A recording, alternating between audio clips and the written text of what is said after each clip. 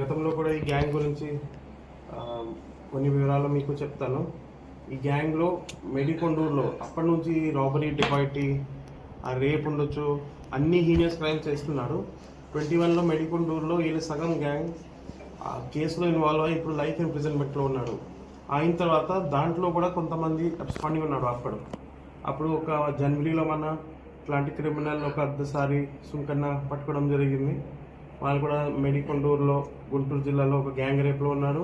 తర్వాత ఇడల్పాడు పల్నాడు జిల్లాలో highway డికాయిటీస్ 2 highway డికాయిటీస్లో అప్పటి నుంచి ఎబ్స్కాండింగ్ ఉన్నారు. తర్వాత మార్చి నెలలో ఇంకా ఒక మెంబర్ హనుమంత మేకల హనుమంతకి పట్టుకోవడం జరిగింది. తర్వాత ఈ గ్యాంగ్ మీద పూర్తిగా ఫోకస్ చేయి పాణ్యం సిఐ వాళ్ళ team, SI Panyam, CCS Panyam ప్రాపర్గా ఇన్ఫర్మేషన్ పెట్టుకొని ఈరోజు మిగతా ఈ గ్యాంగ్కి యాక్టివ్ మెంబర్స్ ఎవరు ఉన్నారు వాళ్ళకి పట్టుకోవడం జరిగింది. ఈ గ్యాంగ్ సంబంధించి డీటెయిల్స్ ఈరోజు పట్టుకునే వాళ్ళు ఒకరు చెంచు అంకన్న. ఈ గ్యాంగ్కి కరెంట్ గ్యాంగ్ లీడర్ వీళ్ళే అంకన్న ఉన్నాడు. సుంకన్న అరెస్ట్ అయిన తర్వాత జనవరిలో వీళ్ళే ఈ గ్యాంగ్ లీడర్ అయ్యాడు. ఆ రోజు నుంచి కూడా పాణ్యంలో రాబరీస్ ఉండొచ్చు, తాలూకాలో రాబరీస్ ఉండొచ్చు, తర్వాత హౌస్ బ్రేక్స్ అన్ని బండి ఆత్మూరు, గోస్పాడులో, తర్వాత మిగతా అన్నమయ్యలో కూడా పోయి హౌస్ బ్రేక్ చేశారు. రీసెంట్లీ కద్రిలో కూడా జరిగింది ఒక గ్రేవ్ హెచ్పి. ఈ గ్యాంగ్ దానికి మొత్తం వీలై వెనక్కి ఉన్నారు. ఈ గ్యాంగ్ ఏంటంటే కష్టం, ఎందుకంటే పట్టుకోవడానికి వీళ్ళు చేస్తారు దొంగతనం, తర్వాత అడవిలో పోయి ఏదో పని చేస్తారు, కూలి పని చేస్తారు, వారు బుగ్గ ఏదో పని చేస్తారు ఫీల్డ్స్లో.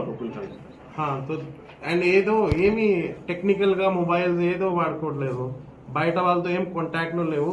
సో ఓన్లీ మాత్రమే మన చేసిన ఇన్ఫర్మేషన్ సిస్టమ్ ప్రకారం వాళ్ళు ఇక్కడ కనపడారు, ఏదో హౌస్ బ్రేక్లో వీళ్ళ పాత్ర ఉందా లేదా మొత్తం సిసిఎస్ టీం అన్ని జిల్లాలో చెక్ చేసినప్పుడు ఈ కంక్లూజన్లో వచ్చింది.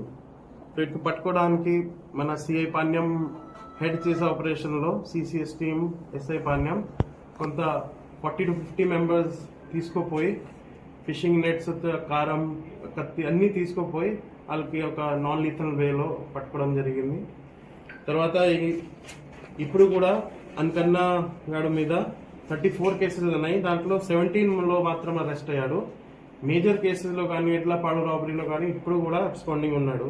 మిగతా వాళ్ళకి లైఫ్ ఈ కేసెస్లో 7 years కన్విక్షన్ పడింది. 2 కేసెస్లో 7 years.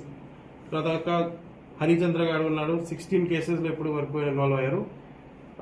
చిన్న హుస్సేని ఉన్నారు, 7 కేసెస్లో ఇప్పుడు అరెస్ట్ పెండింగ్ ఉంది. జమ్ములు ఉన్నారు. సో వీళ్ళే అరెస్ట్ కొన్ని కేసుల్లో పెండింగ్ ఉన్నాయి, కొన్ని కేసుల్లో ఎన్బిడబ్ల్యూస్ పెండింగ్ ఉన్నాయి, అండ్ చాలా కేసులు ఇప్పుడు కూడా అన్రిపోర్టెడ్ ఉన్నాయి. వీళ్ళు చేస్తారు, బయట ఎవరు రిపోర్ట్ చేయకుండా ఉంటాడు. సో మనకి ఇది పట్టుకోవడం ఒక మంచి పని అయింది.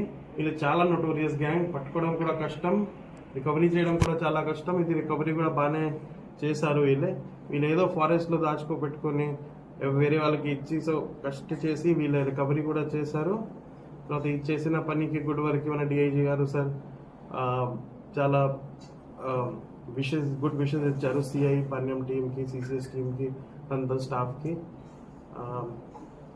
సో ఇదే మన ఇప్పుడు చెంచు గ్యాంగ్కి, మొత్తం చెంచు చెందిన వాళ్ళ గ్యాంగ్కి చాలా వరకు మనం కంట్రోల్ చేసాము. చాలామంది ఇప్పుడు జైల్లో ఉన్నాడు, అండ్ ట్రయల్ కూడా నడిచి వాళ్ళకి కన్విక్షన్ రావడానికి మన గట్టిగా ప్రయత్నం చేస్తారు. అండ్